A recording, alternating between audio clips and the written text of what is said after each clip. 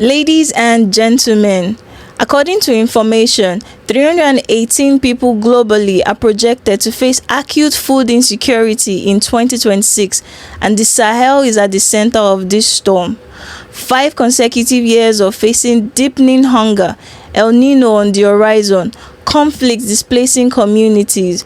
You see, the situation is extremely serious. But here's what a lot of people are not talking about.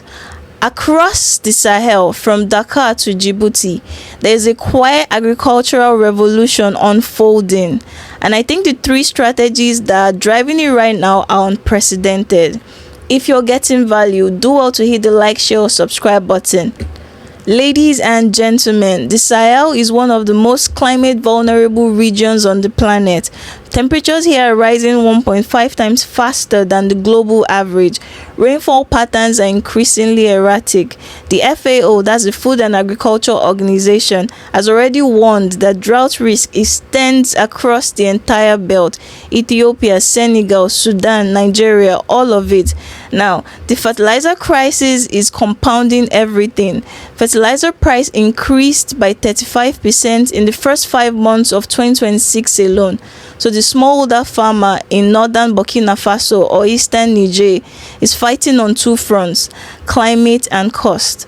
But credit to the policymakers and the farmers, because they are not sitting idle. The first adaptation strategy, solar-powered irrigation.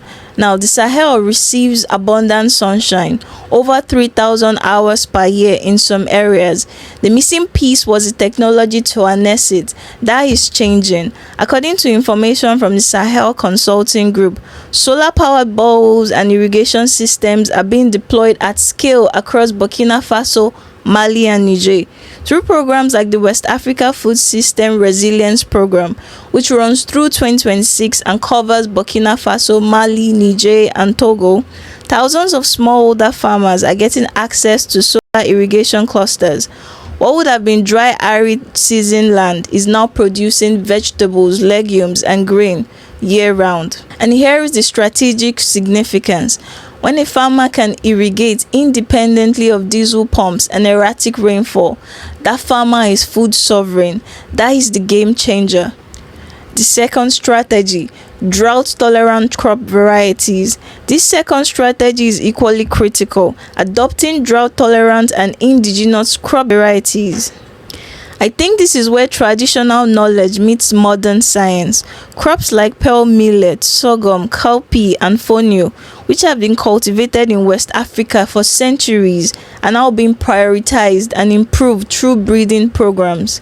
The African Leadership magazine reported just this week that improved varieties of maize, sorghum, millet, cassava, rice and cowpea have been bred to tolerate higher temperatures and use water more efficiently. Fonio in particular, a grain that grows in marginal sandy soils with very little water, is now being developed as a cash crop.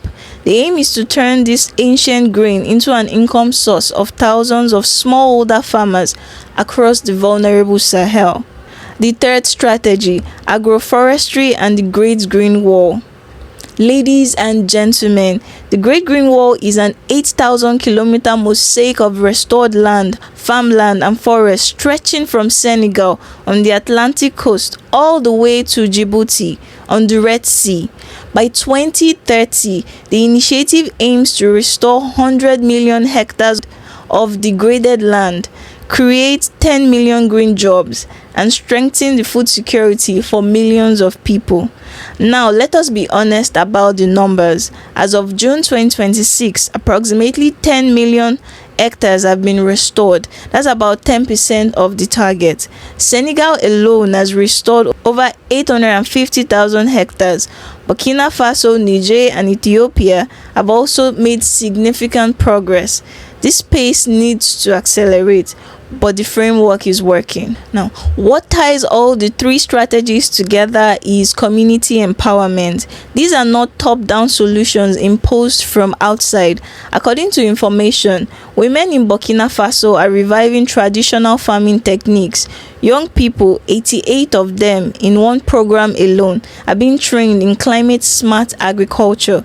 Smallholder farmers are forming cooperatives, accessing microfinance, and building local seed banks.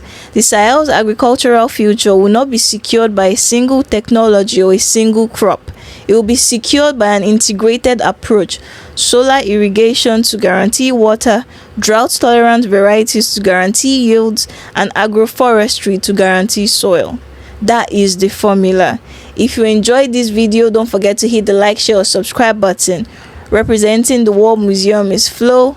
Thank you, and I'll see you in the next one.